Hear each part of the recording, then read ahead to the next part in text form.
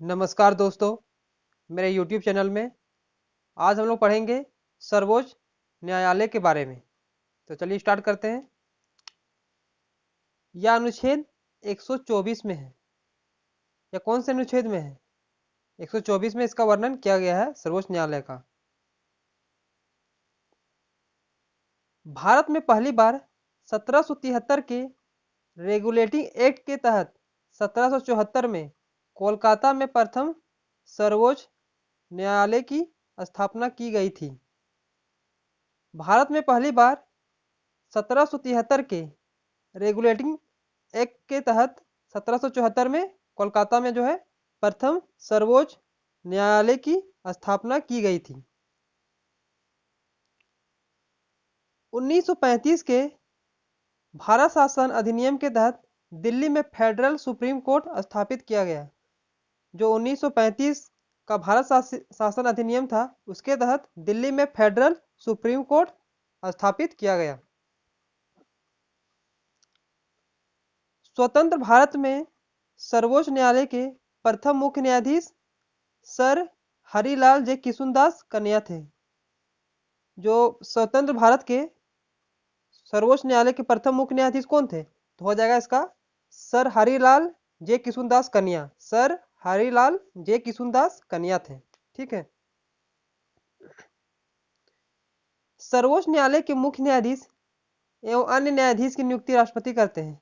सर्वोच्च न्यायालय के मुख्य न्यायाधीश एवं अन्य न्यायाधीश की नियुक्ति कौन करते हैं? राष्ट्रपति करते हैं। इन्हें शपथ राष्ट्रपति दिलाते हैं एवं यह अपना इस्तीफा राष्ट्रपति को देते हैं। इन्हें शपथ भी राष्ट्रपति दिलाते हैं एवं यह अपना इस्तीफा राष्ट्रपति को देते हैं। 65 वर्ष की उम्र में सेवानिवृत्त हो जाते हैं। मतलब कि 65 वर्ष की उम्र में रिटायर हो जाते हैं। मुख्य न्यायाधीश का वेतन 2,80,000 प्रति माह है तथा अन्य न्यायाधीश का वेतन 2,50,000 प्रति माह है। मुख्य न्यायाधीश का वेतन कितना है? 2,80,000 प्रति माह है तथा अन्य न्यायाधीश का वेतन कितना है?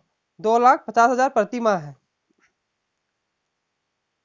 वर्तमान में मुख्य न्यायाधीश एवं अन्य न्यायाधीश को मिलाकर इनकी संख्या 34 है, जिसमें 33 अन्य न्यायाधीश तथा एक मुख्य न्यायाधीश होते हैं।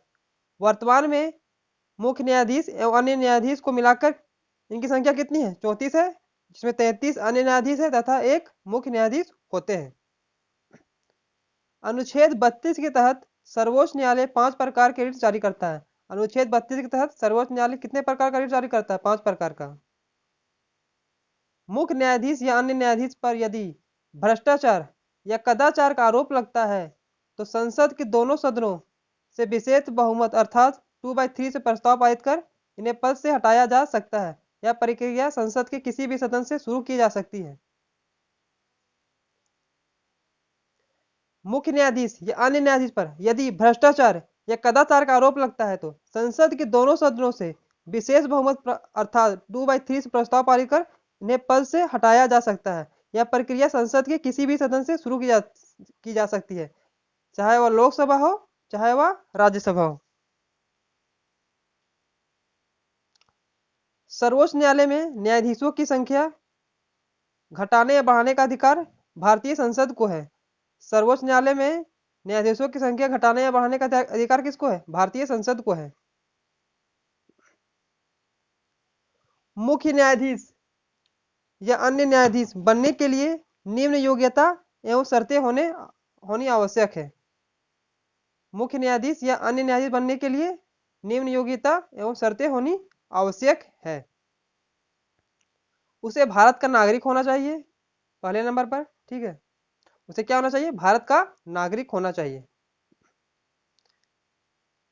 उसे किसी भी उच्च न्यायालय या दो या से अधिक उच्च न्यायालय में कम से कम 5 वर्ष तक न्यायाधीश के तौर पर काम करने का अनुभव होना चाहिए।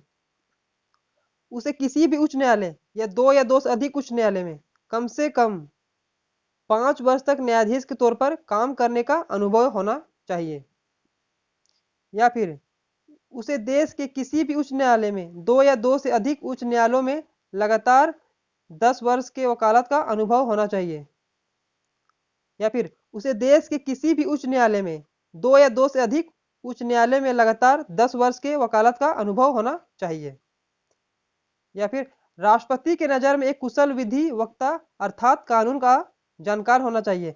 या राष्ट्रपति के नज़र में एक कुशल विधि वक्ता अर्थात कानून का जानकार होना चाहिए।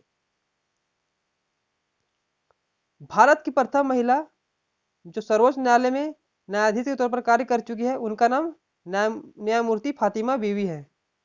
भारत की प्रथम महिला जो सर्वोच्च न्यायालय में न्यायाधीश के तौर पर कार्य कर चुकी है, उनका नाम न्यायमूर्ति फातिमा बीवी है। न्यायमूर्ति फातिमा बीवी है। ठीक है। सर्वोच्च न्यायालय को निम्न नामों से जाना जाता है। सर्वोच्च न्यायालय को निम्न नामों से भी जाना जाता है। पहला है उच्चतम न्यायालय, इसे उच्चतम न्यायालय के नाम से भी जाना जाता है।